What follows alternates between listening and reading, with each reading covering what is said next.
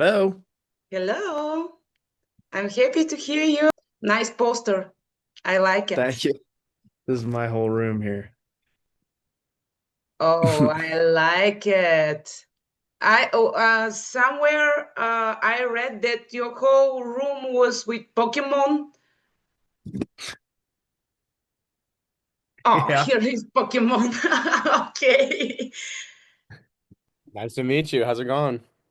Everything is all right. Thank you. Here is hot summer, and we are waiting for you next week. Let's go. It's exciting We're ready for it. Yes. already. What's up, boys? What at? What's up? It's a good first question. Yes, thank you. Thank you.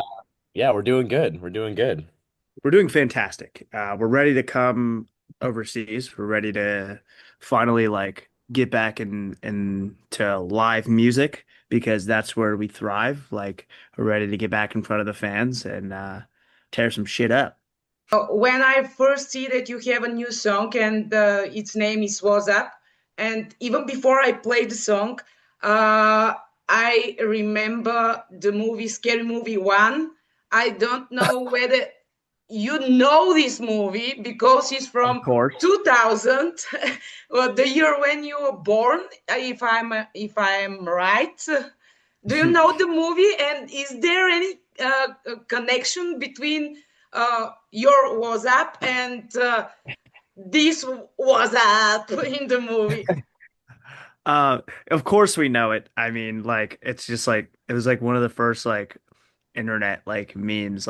So yeah, there's no connection to it. It just happened to be the name of the song that we sampled, but it's kind of funny and people are kind of turning it into that and it's the jokes coming full circle again. But yeah, we're familiar. So Is this the first song from the third album or just a single? You won't talk about third album now.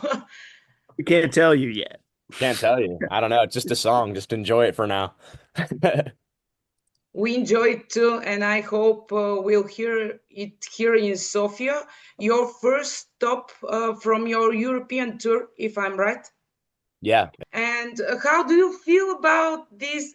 The things happen so fast, and you from boys that didn't go anywhere, you became boys that go everywhere in the world. Yeah, Yeah, I man. mean it's crazy. We're blessed to have the opportunity to be touring so much and we're getting booked for all these shows and all these festivals and it's just been a lot of fun. And Europe actually I don't want to say that Europe likes us more than the States does, but the shows are usually like larger over in Europe, especially like in the London, UK area. So, I mean, yeah, we're just excited. I mean, this is our first time playing the festival that we're playing here at Sofia Live Festival, so it'll be fun. We're ready to go. Yeah. I'm so interested to see how many people know you here in Bulgaria because we are so far away from America and from, but TikTok connects people. Right. Mhm. Well, Yeah. that's our favorite part about going different places. Like we never set expectations for who's going to show up, and then we're like always surprised. Like for example, we played in Poland for the first time last year, and that was just like whoa! Like it was such a fun show, and like the show sold out, and we had never been there before. So it's like really interesting to go to new places and see how much, regardless of the language barrier, the music just connects everybody. And so. And that's our favorite thing. I mean, like you mentioned, like we were just kids who never really got to experience like festivals and shows and things like that. We didn't grow up going to like a ton of shows. We went to a few shows here and there, but like the kind of music that we were into didn't really everything was like 18 or 21 plus, you know what I mean? So like we turned 21 when we started making music and uh the pandemic happened and we just like couldn't experience anything. So now we really truly are just like living out like our our music, just like our love for music. Like we're going to these festivals and of course we're excited to perform, but we're there enjoying the music. We're enjoying the vibe because we didn't get to experience that when we were younger. So we don't take any of it for granted. Yes, and do you remember the moment when everything exploded and when everybody started to invite you to go and make live concerts, and how did all this happen? Yeah, I mean, we're not independent now. We were independent up until this year. We had the pleasure of signing to RCA Records, and we are very excited about that. And we wanted to build ourselves up in a way where we found ourselves and all that. But yeah, I don't really know the moment that we exploded, Bray. Like it's such a like it seems like it came out of nowhere, but we really have just like been building this step by step, and it's only gotten larger every single month. And so we're like really putting the grind and the work in, and finally starting to see the outcome of that now. But you know, Yes, I know Yeah. that you build this in TikTok with so much effort and so on, but building it in real life is maybe different and more difficult to build your career in real life. And now I want to ask you, um, what are pros and cons to have such a fast success, and after that you have to prove yourself in real life in live concerts, and to have a real fan base, because everybody know that you can have millions of likes, and when you go in the club maybe there weren't anybody there. yeah, Yeah, I think Joey and we kind of it's right when we started a couple years ago, like we started making videos and we noticed that people were paying attention and we were getting like a lot of views on TikTok and Instagram and all that stuff. We immediately were like, all right, we have to go start like doing shows. So that was like a couple years ago, like maybe 3 or so summers ago. And yeah, we just started playing live shows and we had one manager at the time and we had like a small booking agency and we were just playing clubs to like maybe like 50 kids. Like we were excited if there were more than like 80 people there. And so now we're playing like, some pretty large festivals now and our headline tours are just, just getting crazier and crazier as the time goes on. So yeah, I think there's definitely like pros and cons to it, but I think Joey and I like luckily we played it pretty correctly and just getting in front of people as soon as possible, just as soon as we started getting a little notoriety on social media. So yeah. yeah. I mean, Bray's totally right. Like the mistake that a lot of artists make is they don't like choose to act upon their digital success like immediately. And so what him and I did was we said like I don't care about anything. Like I don't care about anything except we're just gonna go out and try and build this from the ground up. And the live aspect of it is the most important part of engaging a fan base. And we're lucky enough to be fucking awesome at performing, so we killed it right out the gate. And so we just started engaging like an audience right from the start. And so that's what I think a lot of people like need to focus on. They can't just wait until they get a support slot or wait until they have a bigger song. They just need to get out there and do it immediately, regardless.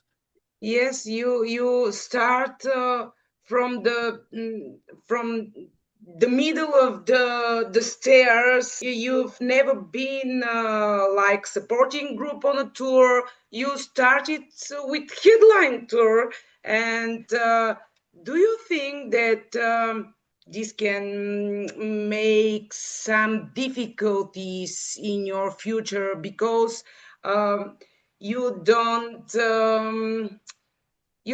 know enough for this. You don't have live teachers to see how things happen as a headliner. It's okay. No, I think I do know what you mean.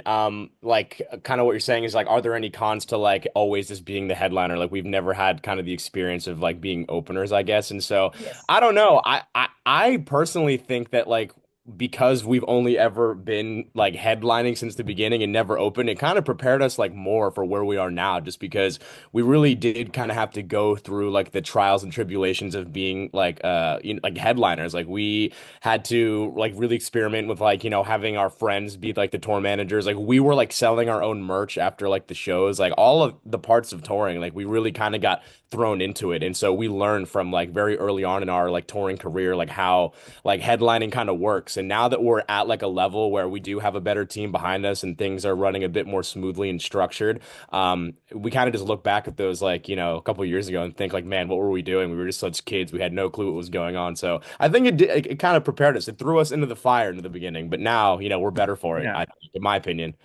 I think starting at the middle of the stairs really just like pushed us into it immediately. Like we didn't have time to learn. We had to adapt immediately. Mhm. Like we were sleeping on people's floors. We were like selling our own merch. As soon as we got off stage, we went to the merch table to sell our merch. Like our friends were just helping us get around. Like we rented a shitty van and got around. So like we really did like just experience it right out the gate, and we're quick learners. I mean, so we just had to learn immediately. So we went through that, but I mean, like, not being able to start as a support act, I think kind of helped us more than it hurt us. Like up until now, we've only done support, like a support tour for one band, and that was Sum 41 recently. But we just like learned quickly that we can support ourselves on our own. We don't need to open for anybody. We can draw in these fans by ourselves. And so we're really lucky to just have had that immediately, but we just adapted quick and we're great now. So You've opened for Limp Bizkit, is it right? Yeah, we did. Okay, I really like Limp Bizkit. That I'm interested. How came the invitation? Was it an invitation, or you worked for taking this slot of opening act? And what was the atmosphere? Did you, I don't know, backstage? Did you speak with them? Did you learn something from them? yeah, I don't know how that came to be. I think they just found us and like really liked our music. And they actually do that a lot. Like they have a lot of just opening acts that like the band like messes with, and they just have them open. And I think we happen to be one of those, which our online presence definitely helped us sort of get that slot. Um but I mean, Brae can attest, like as soon as we got there and saw them perform for the first time, we were like, this is what a live show looks like. This is what an engaged audience looks like. We watched that and we were like, damn, this is like the real shit. Like that was just one of the most nuts shows that we've seen. Yeah. Um, Yeah, and Biscuit is crazy, and Fred Durst is like the nicest guy. We like talk to him backstage. I mean, he's super supportive. Like Joey said, they're very in tune with like up and coming like artists, and a lot of Limp Bizkit shows even now like they're openers, like they're bands and musicians that are around like the same like level and hype as us. So it's cool that they give those people those opportunities. But yeah, watching the Limp Bizkit show live was like crazy. Like the crowd just moves like water. It's like ridiculous.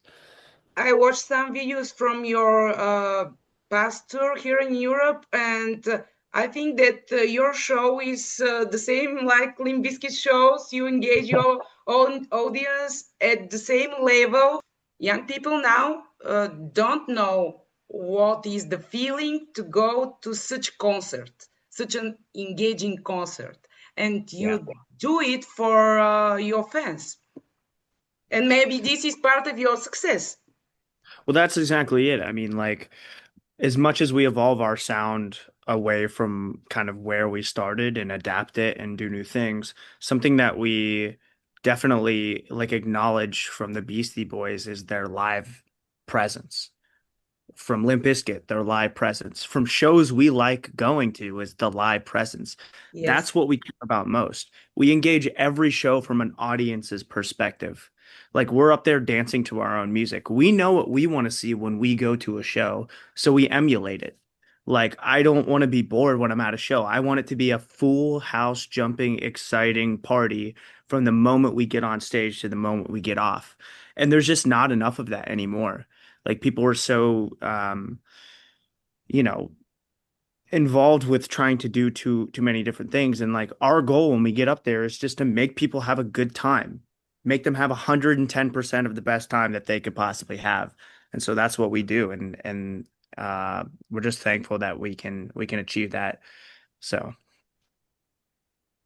Yes, and you said that your fans do maybe the most insane things that can be done. And I want to give me an example of such an insane things that your fans do. Yeah, I mean, like in the past, we've had fans like in the middle of the show, like come up and like do like backflips on stage. We've had fans come up on stage and do like the worm. We've had like worm contests, like dancing contests.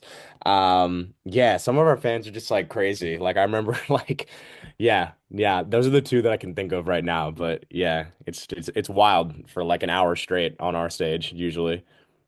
Yeah, we try and engage them as many times as we can during the show, and we always like having the show directed towards the audience and make them as involved as they can. And they do that by like backflipping and dance contests and things like that. Nobody's ever gotten hurt, so Yeah, thank Yes. goodness.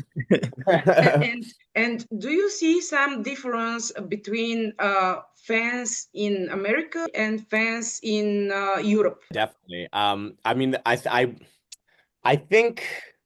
I don't know what it is about the Europe fans. I think that they have more of an appreciation like for music, I think. I think like in the States it's very like kids that come to festivals like they're really there just to say that they went and to like take pictures and like post on Instagram and stuff, which is cool. But I think Europe fans like they're really there like for the music. They're very like engaged like the whole time as much as we are like with them, like especially like I mentioned a couple minutes ago, like when we're like in London or anywhere in the UK, really. I mean anywhere in Europe, it's just like crazy. Like the fans are very. You see like less phones in Europe too. Like you see like less of this, which is kind of Yes. sick. You guys don't like record us, which is like kind of. I don't know if that's a good thing or a bad thing, but just like I mean, like everyone in the crowd is like jumping and having a really fun time, so it's cool. There's a different level of engagement, I'd say, in Europe. I see and read a lot about the connection between gaming and your personality and music that you do. And I read that you dream about your music to be taken from a gaming company. Uh, did this dream come true up to now, or it's only dream now and you work for this in the future? yeah, I mean, look at you can like take one look behind me and see Yes, kind of where we take inspiration from for lyric wise, yes. but like I mean, we both grew up Can you playing. sing this? Oh, That's awesome. It's not mine. It's my son's cards. He's a insane fan of Yu-Gi-Oh, Pokemon, and Fire. everything. And I try Loves. to understand all of this. But yeah, but like I mean anything from like the skate games to GTA to like just the games we played growing up. I mean, we have a big connection to that and it was a part of our youth. Mhm. So and it still is a part of our personalities today. We still play games and everything. So like it's really cool to engage our audience who are also fans of these things directly and to do that like through these video games getting our songs in racing games and sports games and things like that is really cool because they can engage with our music like in the way that we like engaging with music, which is through video games.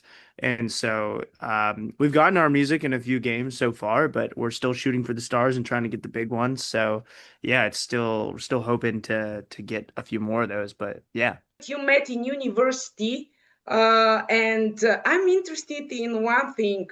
You said that you have an agreement with your parents that they will give you a period of 1 year to try and make music for living.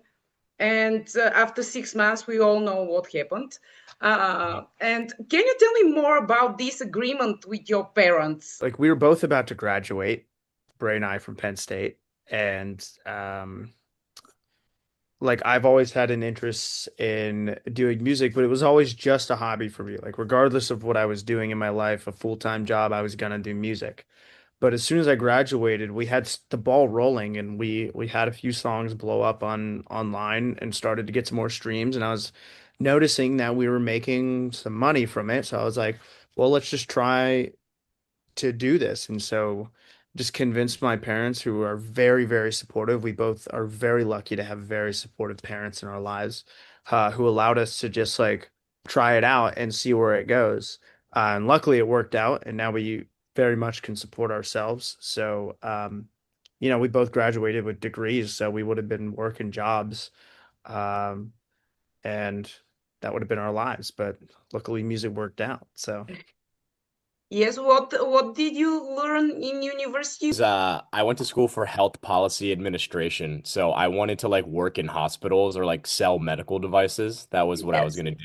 Music didn't work out for me. yeah, I You did like what's that? nothing, darling. I'll listen to you. Sorry. I just went for some other bullshit, but like I don't really know what I fully wanted to do with my life. But luckily, I don't have to think about that now. But I did graduate and get my degree, so. Last question. I want to ask you to tell something to Bulgarian audience and for your first visit here in this country that maybe you've never heard about before because it's so far away from you. Yeah, Sofia Live, Joey Valence and Brae are on the way. So get ready, baby. Be ready, Bulgaria. We're here to party. So We're here to fucking party. That's what it is. And I know you are too. So yeah, I know they are. So we're excited. We're really excited to come. We're gonna be there like so soon. It's literally in like 2 weeks almost. So yeah, we're gonna be there very soon. Yes. Thank you, boys. Thank you for your time and for this pleasant conversation. And Well, thank you so much for your time. We appreciate it. Thank you.